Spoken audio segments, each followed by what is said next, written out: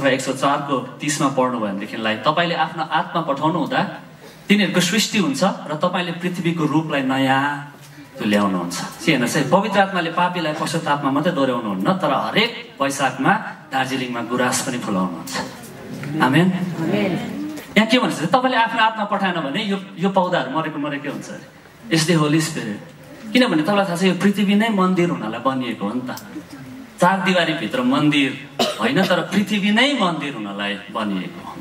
परमेश्वर यहाँ बस्नलाई, मान्छेहरूको बिचमा बस्नलाई उहाँले पृथ्वी बनाउनु भएको। जीवनभर येशूको चेला हुन मन पर्छ, हुन मन पर्छ, च्याङ्बा हुन मन पर्छ।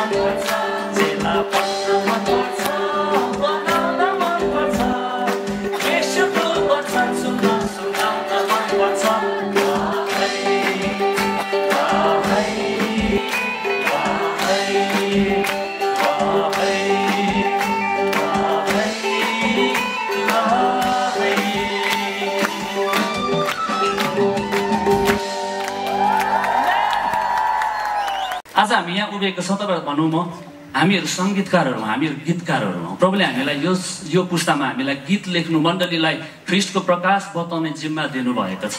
हामी गीतकार सङ्गीतकारहरू हौँ। यसलाई बेसी आत्मिकीकरण नगरी बसौँ। तपाईँहरू तल हुनुहुन्छ, तपाईँहरू आफ्नो आफ्नो क्षेत्रमा तपाईँले काम गरिराख्नु भएको छ। चाहे जेसुकै पेसा होस्, तपाईँ हुनुहुन्छ आफ्नो क्षेत्रमा। तर तपाईँलाई थाहा छ हामी सबैजना को हौँ? हामी आराधक गरौँ। आमेन। हामी आराधक गरौँ। गाउने बजाउने मान्छे आराधक भन्दिँदा यहाँ आराधनाको परिभाषा एकदम संकीर्ण र खुम्चेर आएको छ अहिले है। गिटार बोकेपछि आराधक होइन प्रिय, तपाईँ सबै आराधक हुनुहुन्छ। गिटार त हामी आधी घन्टा मात्रै बोक्छौँ हप्तामा, 7 दिन 6 दिन त हामी आफ्नो कम्प्युटर डेस्कटपको अगाडि हुन्छौँ। त्यहाँ हुनु पर्यो नि आराधक, त्यो हो परमेश्वरको बाट। त्यहाँ विकास आउनु पर्यो। तपाईँले काम गर्ने विभागमा तपाईँले ख्रीष्टको चरित्र र स्वादलाई देखाउनु पर्यो। अनि वचनले के भन्छ? परमेश्वरले संसारलाई यस्तो प्रेम गर्नुभयो। तर तपाईँलाई म भन्न चाहन्छु, भजनसङ्ग्रह 139 मा भन्छ तपाईँको जीवनको सबै दिनहरूको डिटेल्स परमेश्वरको किताबमा लेखिएको छ। आमेन। परमेश्वरले तपाईँलाई चिन्नुहुन्छ। परमेश्वर सार्वभौमिक हुनुहुन्छ भन्नुको अर्थ चाहिँ तपाईँ नआत्तिनु हो। वर्तमानमा तपाईँ प्रभावकारी भइरहनुहोस्, तपाईँ सङ्गति गइरहनुहोस्, तपाईँ वचन पढिरहनुहोस्, तपाईँ परमेश्वरसँग घनिष्ठ भइरहनुहोस्। यस समय हामी यो सत्यतासँगै हाम्रो परमेश्वरलाई हृदयहरू खोलेर आदर गर्नेछौँ, हाम्रो माझमा सम्मान गर्नेछौँ, उहाँको सत्यतालाई घोषणा गर्नेछौँ।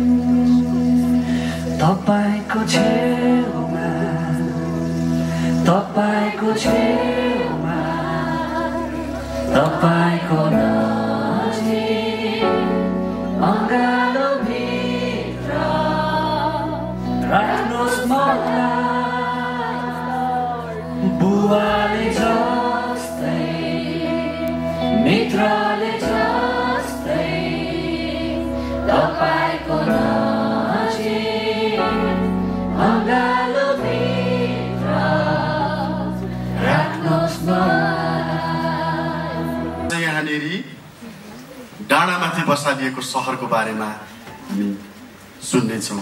म केही कुराहरू बताउनेछु। अनि डाँडामाथि बसालिएको सहर चाहिँ अनि बाइबलमा पनि उल्लेख गरिएको छ। अनि यो ठाउँ, यो भूमि पनि डाँडामाथि नै बसालिएको सहरको रूपमा स्थापित भएको छ। उसले ज्योति दियो भने आफ्नो अस्तित्वलाई मेटाउन दिनुपर्छ अनि मात्र काम हुन्छ। हामीले हाम्रो जीवन नुन बनाउने हो भने, एउटा ज्योति बनाउने हो भने हाम्रो अस्तित्वलाई हराउन दिनुपर्छ। प्रभुको अस्तित्वलाई हामीले बचाउन सक्नुपर्छ। जब हाम्रो अस्तित्वमा हामी घमण्ड गर्न लाग्छौँ, जब हाम्रो अस्तित्वलाई हामी पक्री बस्छौँ भने त्यहाँ प्रभुको काम हुँदैन। उदाहरणको रूपमा हामीले लिनु पर्दाखेरि चाहिँ दार्जिलिङ चाहिँ मैले मेरो व्यक्तिगत जीवनमा दार्जिलिङ मात्र वेस्ट बेङ्गललाई चाहिँ एकदमै आशिषको रूपमा मैले पाएको छु। मैले यो कुरा चाहिँ सिलगढीको एपिसोडमा पनि बताउँदै थिएँ।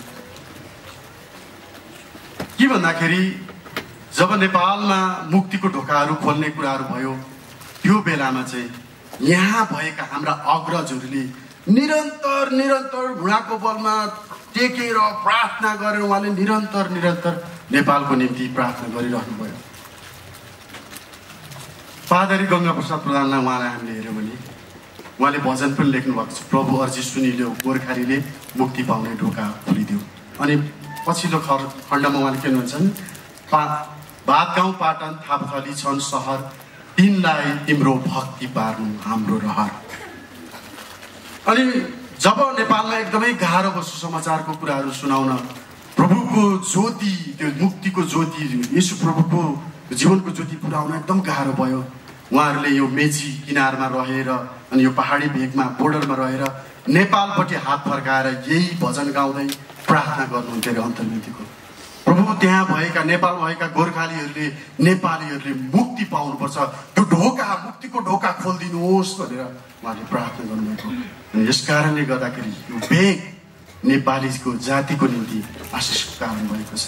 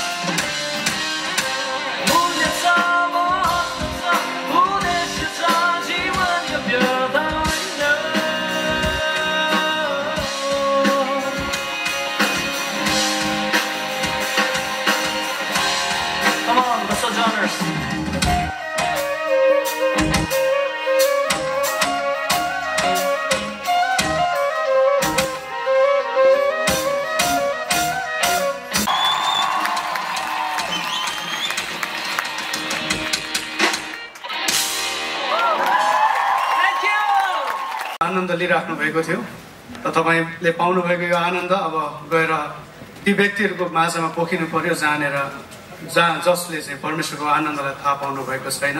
यो हाम्रो लागि ठुलो चुनौती हो। हामी जागृति आएर हामी चर्चभित्रै उफ्री पाफ्री गरिरहेका हुन्छौँ, तर वास्तवमा जागृति त्यो हो जसले परमेश्वरको महिमालाई देख्न पाएका छैनन्, बुझ्न पाएका छैनन्, ती व्यक्तिहरूको अगाडि गएर परमेश्वरको आनन्दलाई पोखाउनु। त्यसकारण यहाँबाट आज पाएको आनन्दले अवश्य पनि ती व्यक्तिहरूको निराश हृदयमा परमेश्वरको महिमाको मुस्कान अवश्य पनि ल्याउनेछ भनिकन म आशा गर्छु।